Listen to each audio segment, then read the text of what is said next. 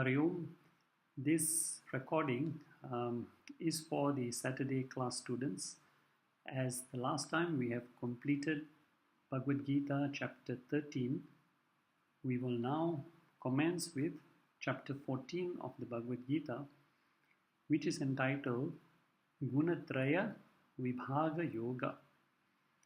This Vibhaga means the division of the gunas, and Traya means three. There are three gunas. So what are the differences? What is the explanation and the what we call the distinction of each guna? Sattvic gunas, Rajasic gunas, and Tamasic gunas. So let us recap what we had covered in chapter 13. In chapter 13, Sri Krishna has explained the very essence of Vedantic teachings. That is, the entire creation is made up of three components. The whole creation, it has got three components. One is called Purusha, which is consciousness.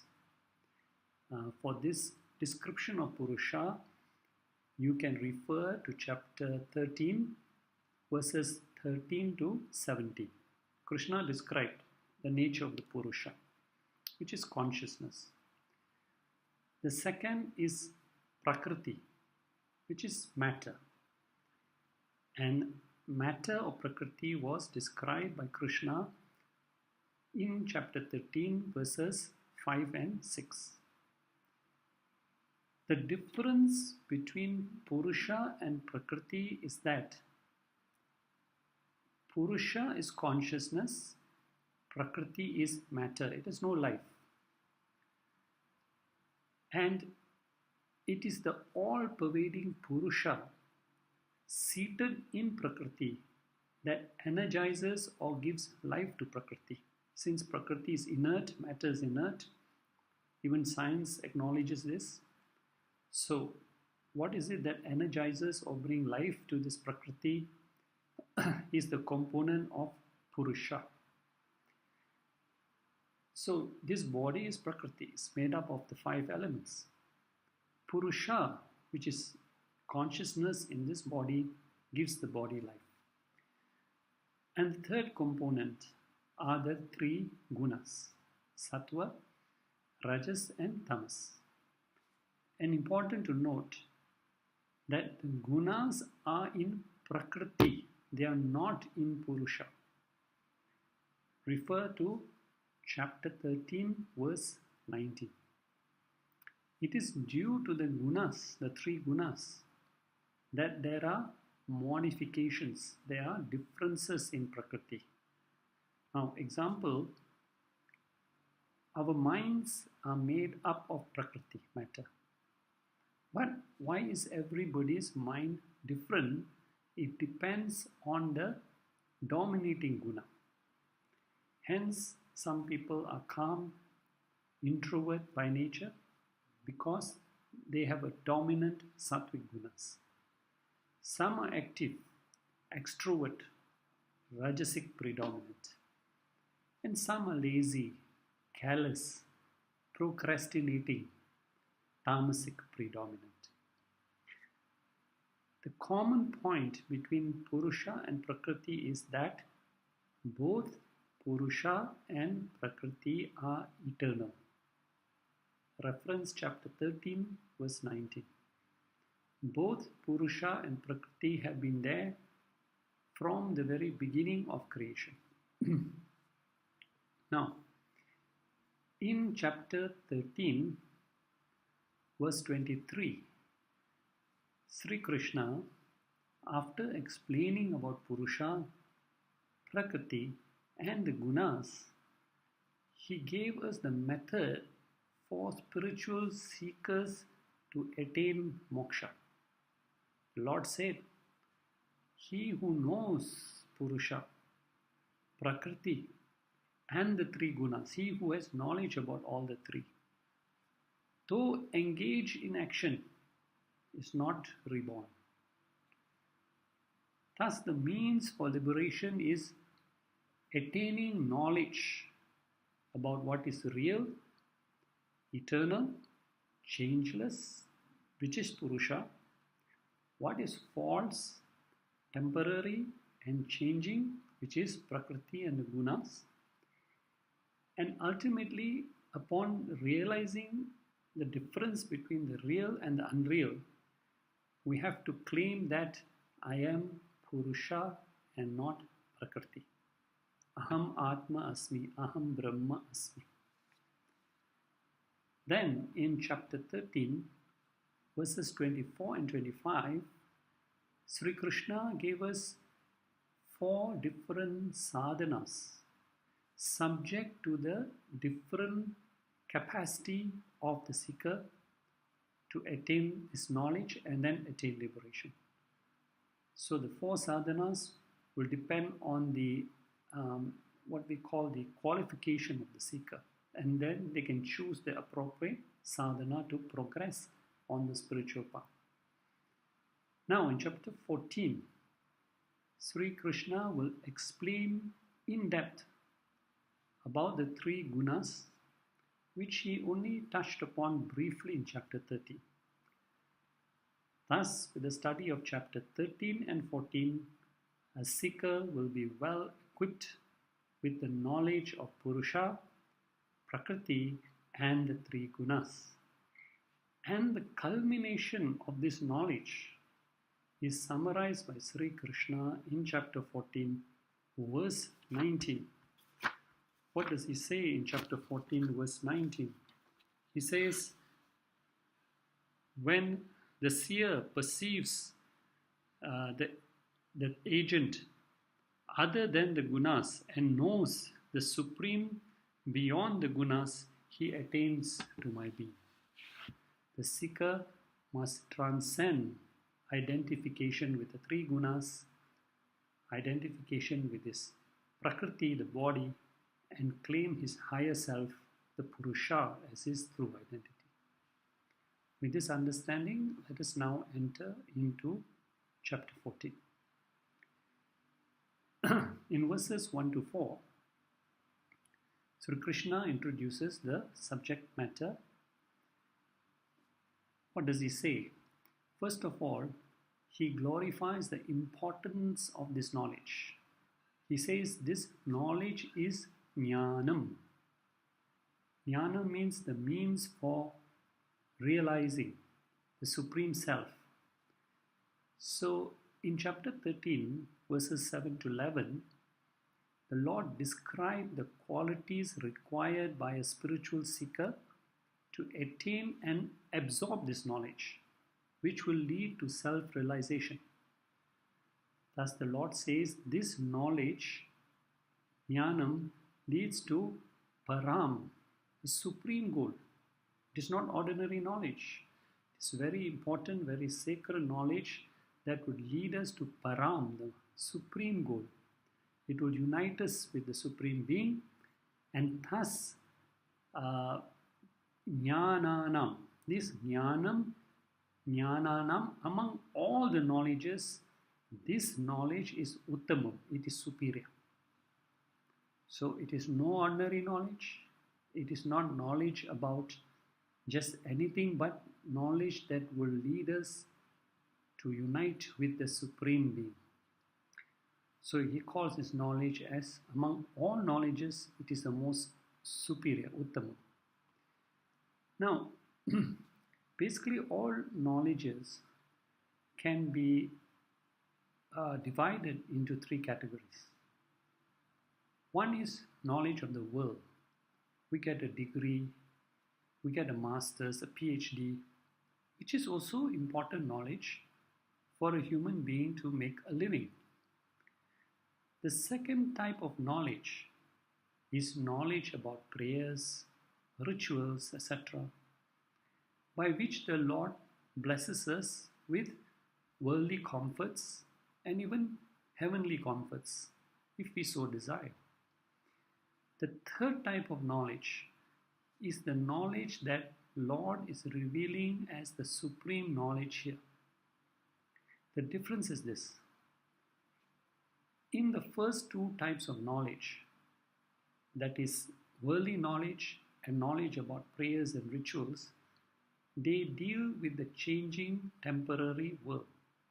Even the knowledge of performing rituals is for worldly or heavenly goals is temporary. It is finite. As one need is satisfied, another need manifests itself. The knowledge that the Lord is talking about here is superior because it is the only knowledge that exclusively deals with the eternal, unchanging, infinite reality which will culminate in infinite bliss, Purnatvam. Thus, the result of this knowledge is Uttamam, it is excellent. Of this superior knowledge, the Lord says in this first verse, Pravakshami, I shall speak. Now, the prefix pra indicates that the Lord will give a more detailed explanation of this knowledge. So Vakshami is just to speak, but Pravakshami means the knowledge is going to be given in detail. And the Lord says, Pravakshami bhuya, again I am going to enlighten you with this knowledge. Why again? Because the Lord has been speaking about this knowledge that leads to liberation in the past chapters repeatedly. And now the Lord wants to explain in deeper depth such an important knowledge and what is the benefit or fruit to be gained from such knowledge. So the Lord says, Nyatva yat. By realizing and putting into practice this knowledge, Sarva Munaya, all the wise ones. The word Munaya, that is Munis, is used to indicate a person who is established in silence, generally an ascetic. However, a proper description will be the one who is the master of his mind and observes an austere life. So, there are said to be 4 goals of human life, what we call the Purusharthas. The 4 Purusharthas are Dharma, Kama, Artha and Moksha. 3 Purusharthas, that is Dharma, Kama, Artha, were also pursued, but we can also pursue this Dharma, Kama, Artha, but we must never ever neglect the highest goal, the 4th Purusha, which is called Moksha. So, the Munayas are the ones who give prominence to Moksha as the highest goal in their life. And why is it that the Munis, these refined people, they give priority to Moksha in their life? Because they have come to the conclusion that all the other 3 goals, Dharma, Kama, Artha, are all finite goals and can only yield finite happiness. Dharma, Kama, Artha are intermediary goals.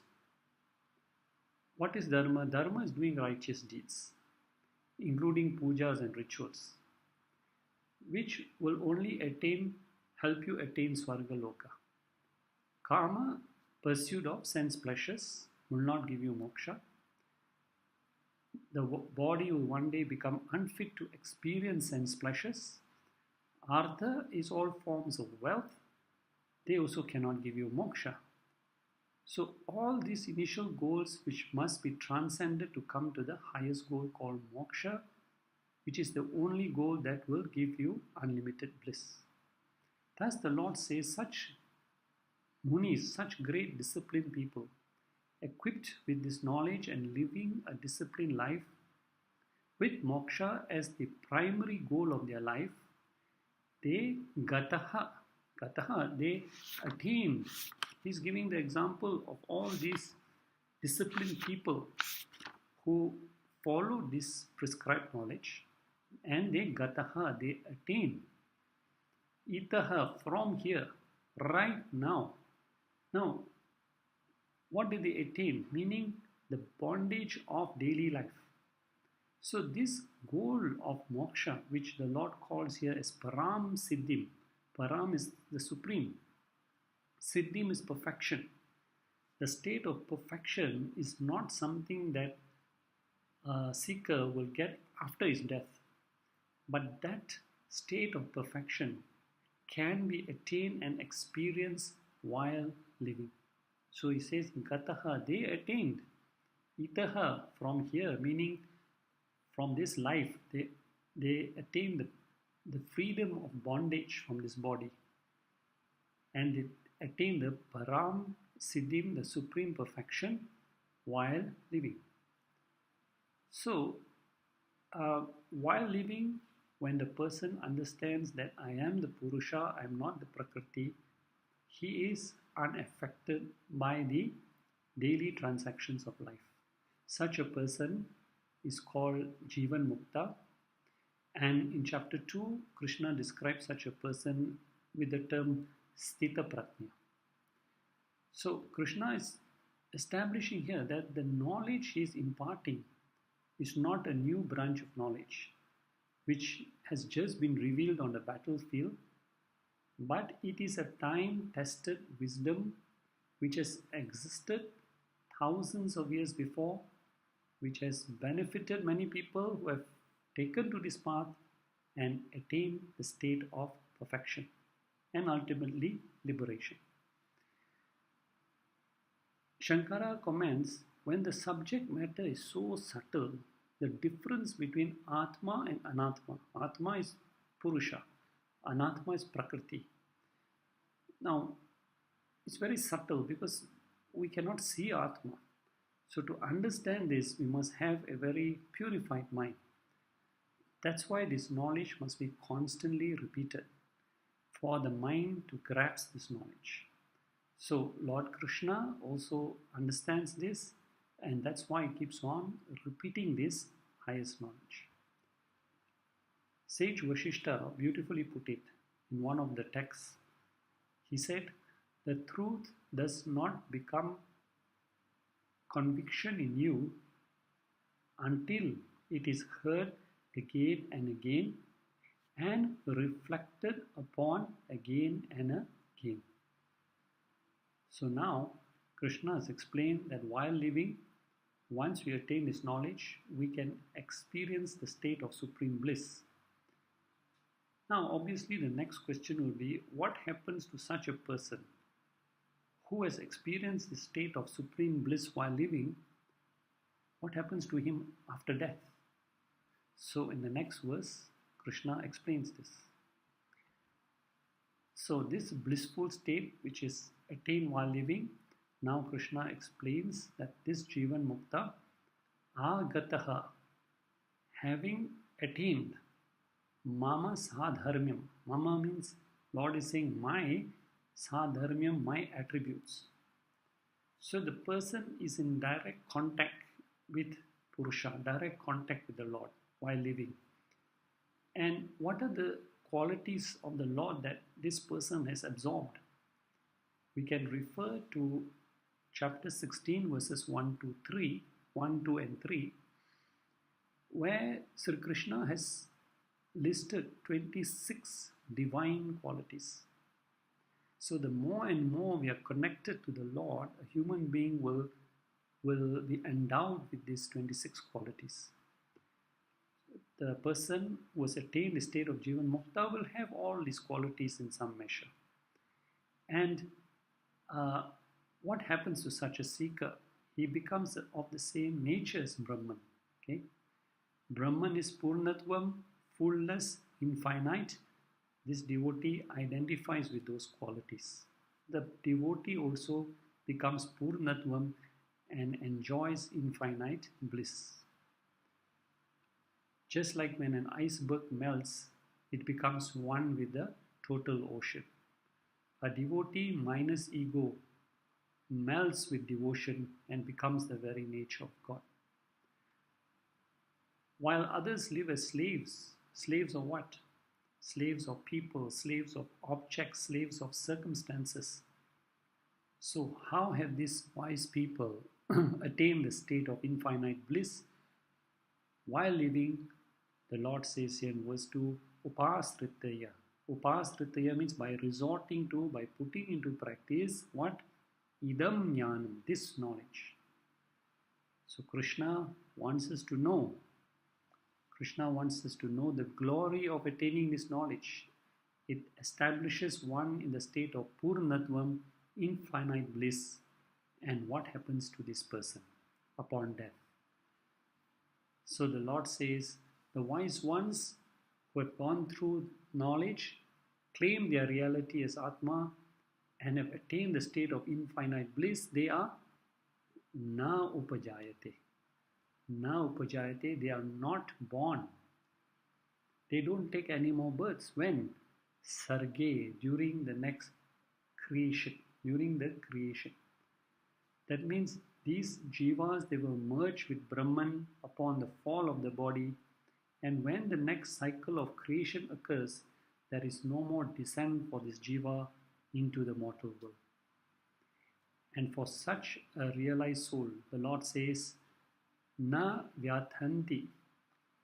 The devotee does not vyathanti suffer during pralaya, during dissolution. Pralaya means when the creation, including Brahma, the whole creation merges back into the unmanifest state. This devotee doesn't suffer the pain. Why? Why is there no suffering at this stage for the realized soul? Because while living, the Atma has merged with Paramatma. He is totally detached from the body, mind, etc. to experience Sukha Dukkha. Therefore, upon the decay and suffering of the body, and even at the time of total dissolution, there is no pain or suffering for the realized soul who lives in oneness with Brahman. Thus, these twofold benefits are there in attaining and practicing this jnanam. Number one attains a state of jivan mukta while living, and two, upon death, is not subject to rebirth at the next cycle of creation, which is known as Videha Mukti. Two very important messages Krishna has given here. One,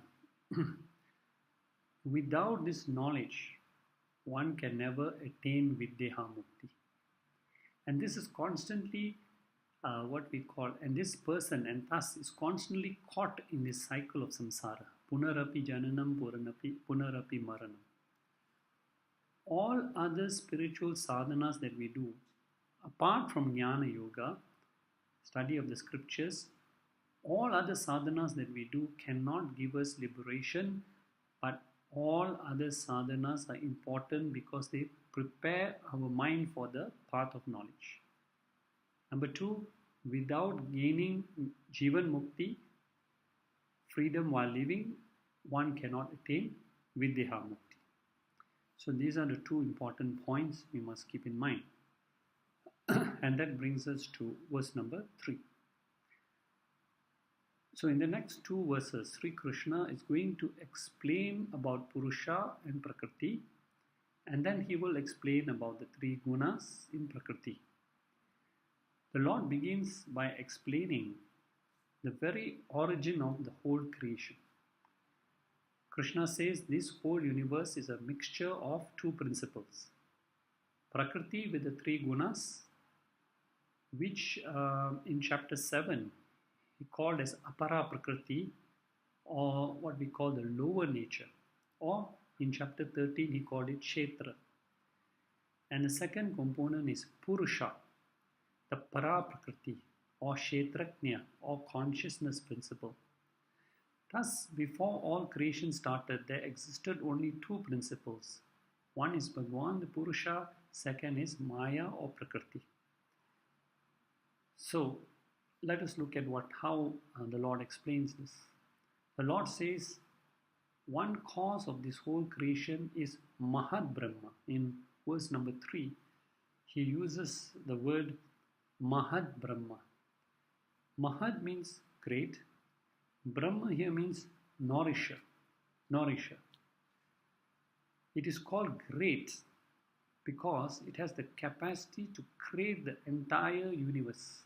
Everything that is created in this universe has come from this Mahat Brahma, okay, the great nourisher. And it refers to unmanifest Prakriti, Prakriti which is not yet taken manifestation. From this, the whole creation comes about. So this matter is great for the reason it is one of the causes of the whole creation. And Lord identifies this Prakriti. Where did it come from? He says it is Mama Yonir. It is my womb. Mama means my, Yonir means womb. So this Prakriti is the womb which creates the entire creation. It has no beginning. Womb is eternal. It is also called womb as it contains all the matter for creation of this universe. Also, we must note that this matter contains the three gunas. Thus, only Brahman, the consciousness principle, and Maya, which is the matter principle, existed before the beginning of the creation. Beginning of the creation. This alone is known as the Jagat Karanam, the cause of the creation. And in this mixture of Brahman plus Maya, all the 14 lokas, along with all the moving, non-moving things in creation, plus all the karmas, they lie dormant in a potential form. So who are we? We are also a mixture of Brahman plus Maya. However, we must keep in mind that just like the fan, which is matter, cannot function without electricity, the consciousness principle, in the same way, Maya being matter needs the blessings of Brahman to function. So Lord says, Tasmin, in that womb, in that great womb, Tasmin, Aham, I, the Lord, the Creator, Dadami, I deposit. What do I deposit? Garbham, the seed. When the Lord says, in this womb of Prakriti, I deposit the seed, what he means to say is that he blesses the womb, Maya, with consciousness. He energizes the Maya to create. Just like presence of electricity in the fan functions. In the presence of Brahman, the entire creation functions. So the Lord enlivens this Prakriti to function. Now, so in the first 5 verses, Krishna introduces the difference between Atma, Anatma, Viveka. Between Atma, which is Purusha, Anatma, which is Prakriti, and what is the difference. And keeping in mind, every individual is a mixture of Atma plus Anatma. So a fan is able to function due to combination of 2 components. One is what we can see, the visible moving fan, and the other which we cannot see, which is the electricity. You have to keep this in mind. So now, Lord says in this verse, he says, Tatha bhavati sambhava bhutanam. Tatha, from this mixture, when the Lord blesses Prakriti, Tatha, from that mixture, bhavati occurs, sambhava, the birth or the origin of sarva bhutanam, all the beings, moving, non-moving, everything, in what shape, form, condition, everything comes to manifestation. All the past karmas come into manifestation, which have been lying in dormant form in this womb. When the Lord energizes the womb, the entire creation comes to life. So in the next lesson, we will carry on from chapter 14, verse number